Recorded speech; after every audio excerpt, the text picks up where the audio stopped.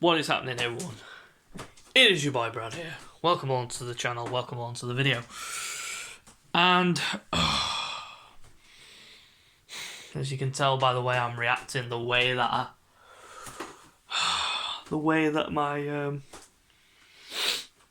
I'm feeling right now is of utter disgrace. 1-1 against Fulham. They are 18th in the league. 18th in the league. And we are drawing one apiece with them. No disrespect to Fulham. They did nothing today. Yeah? They did nothing. They get a lucky penalty. Which for me, it wasn't a penalty. Gabriel stuck his foot out. Minimal contact. Minimal. Gives it as a penalty. And Craig Pawson is the exact same referee that sent Lewis off against Wolves. Then the Saka incident when he's offside. That much of his toenail is offside. Fucking hell. Dear oh dear. Football's a mess. VAR's a joke. Referees need to be fucking sorted, but I'm not going to blame it on the ref. The reason why we drew this game. It's because of us. The mentality of this team is utter shit. I mean, yeah, we can rave about beating Sheffield United. The football that we played was good. The way we played against Slavia. But then, you knew that changes were coming. You knew that the rotation system was coming. But to not play Thomas Partey in the midfield alongside Ceballos, to not play Cedric at right back, Elneny and Bellerin, they bring fuck all to this team. Sideways, backwards, passing every time. It's not a joke. And I've had enough of it. And I'm glad that Bellerin will be fucking off in the summer. I'll be glad when he walks out the door. Because he is nothing but shit. Honestly, I'm sick to death of winning a game comprehensively. We won that game comprehensively against Slavia Prague. 4-0. To then go and draw 1-1 with a team in 18th place. You fucking mental. Only Arsenal can do this to you. Only Arsenal. But some of the performances were good, some of them were bad. And I'm going to go into those player ratings in a couple of minutes. But overall, my overall thought of the game, our game management was shit. And I mean, a goal in the 96th minute. They manned the barricades at 1-0. The ball on every single substitute were either a midfielder or a defender. Defensive line midfielders. I mean, they were fighting for the 3 points. And we managed to steal a point from them. We were lucky to get the point. Because VAR could have easily ruled out our goal for offside, but Holding's not interfering with play. It's took a deflection, so there you go. It's not offside, so move on from that shit. But I don't understand. I don't know what's happened. I don't know why we always seem to win a Europa League game. Either that or we go from a Europa League game to a league game and we just don't do well. I mean, Sheffield United, we won 3-0 comprehensive. They were relegated. They're already gone. But we should at least be beating Fulham. But that performance was nothing short of absolutely ridiculous. And I'm going to get into the player ratings in a sec. But, and as well, Lacazette got injured, so where do we go from there in terms of a striker? I don't know. We might have to play Nketiah. Probably will play Nketiah down the middle. But for me, I'd play Martinelli down the middle. Because personally, for me, we need to get Xhaka back into the midfield alongside Thomas Partey. That's the one partnership that I did not want breaking up in the midfield. Thomas Partey and Granit Xhaka. But let's skip that and let's get into the player rating. Starting goal, Matty Ryan. Didn't really have much to do. Could have pulled up a deck chair, could have had a newspaper. He was involved in the goal as well with a little knock on at the near post. And then it was shot in by, I can't remember who it was now with the shot, which went through, and then Nketiah was there with the tap in. Yeah, I'll give Matt Ryan a 6 for his performance. Had to pick the ball at the back of the net. Going to the right back position, Hector Bellerin, I'm going to give a 2. Shocking performance. Didn't really bring much to the team in terms of attacking sense. And some of his passing was a bit wayward. Well, not even a bit, it was wayward. That's why we don't play Hector Bellerin. That's why Bellerin should not be playing for Arsenal ever again this season. He should not even be the captain, let alone. Why? Why are we picking him still? 2. Going to the defence, starting off with Rob Holding. He looked shaky without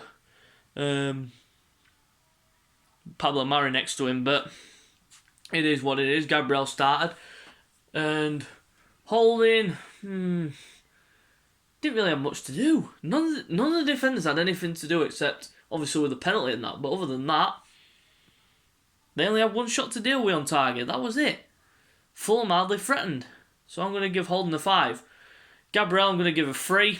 He was ropey. He was really ropey.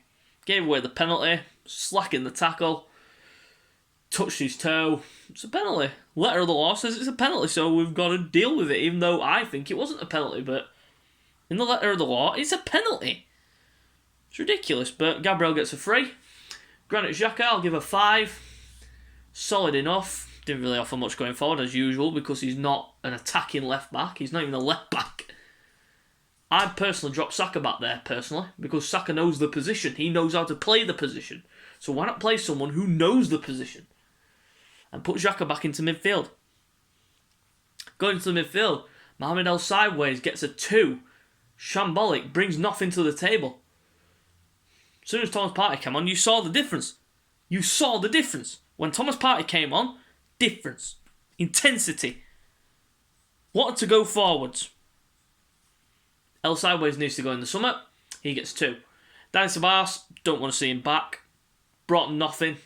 Hardly anything. Gets a 5. Standard 5. Brought nothing to the table at all. In terms of attacking sense. Got the goal, obviously, that was disallowed. But other than that, did fuck all. Tried a few skills and didn't come off. So I don't want him back in the summer. I want him to go back to Madrid. So he gets 5. Going into the attacking 3 behind the striker. First of all, Bukayo Saka. He's the one that seems to be carrying this team. And we're relying on this guy too much. I know he didn't score. He did have the shot that whistled just wide. But he was the one attacking threat that looked at a threat. I mean,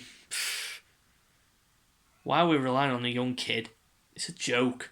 These experienced players need to step up. But Saka gets a 5 for his performance. Didn't really offer much.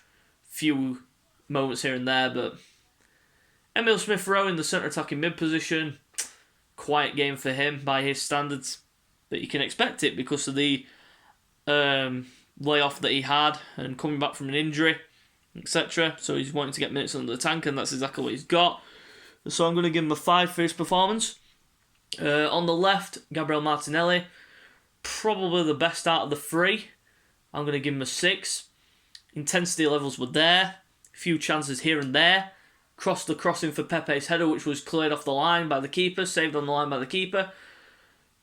But he brought a threat. He was a threat throughout. And most people will probably say that it was one of his most quiet games. And it was, in terms of attacking threat. But other than that, good performance. So I'll give him a 6. Alexandre Lacazette, who had to come off in the second half due to a hamstring injury. Don't know how long that's going to keep him out for. Could be 3 to 4 weeks. Could officially rule him out for the end of the season. So we'll see what happens there. But Lacazette, hold up play good. Can't fault the work rate, but didn't really offer much, did he, going forwards? Had the shot, which was jugged just wide. Didn't really offer much, so I'll give him a 5. Onto the substitutes, starting off with Nicola Pepe. Came on, livened it up a bit, but had the chance where it was cleared off the line by the keeper. But other than that, standard 5. Thomas Partey, you see the difference when he's brought into the midfield. Brings a fight, tenacity, forward thinking. Always wants to play forward, does Thomas Partey. That's what I love about him. He gets a standard 5 as well. And Eddie Nketiah gets a 6 because he obviously scored the equaliser, but is he good enough for Arsenal? I don't know. Because I've been reading all over the place that there's plenty of people that think he's good, there's people thinking that he's not, people thinking we should sell him, people think we should keep him. It's divided opinion with Nketiah because he's had the chances earlier on in the season, didn't take those chances, but now that he's took one chance, everyone's thinking, those people that wanted Nketiah gone need to eat their words. It's just one goal. But it is what it is. So he gets a 6 for his contribution, which was obviously a goal. The key goal, levelling it up. And the celebration for me was just stupid. Why is he cupping his ear to no fans? Fucking hell. And then on to the manager rating, Mikel Arteta. Sorry to say, Mikel, you're going to get a 4 for that. Shouldn't have played Bellerin, shouldn't have played El Nene. Game management was all wrong. People are still... There's people that trust the process, there's people that don't trust the process. It's divided opinion again. Divided opinion. But I'm not going to comment what side I'm on. I'm just trying to go with emotions. Trying to roll with it. Because I'm frustrated at the fact that we haven't kept up the momentum that we've pursued with during this last week. Today. But it is what it is. We roll on to Friday against Everton. So I'll be back with the preview and predicted lineup for that on Thursday. So guys, stay safe. You know what to do by now. Subscribe to the channel for more content, and we'll see you soon.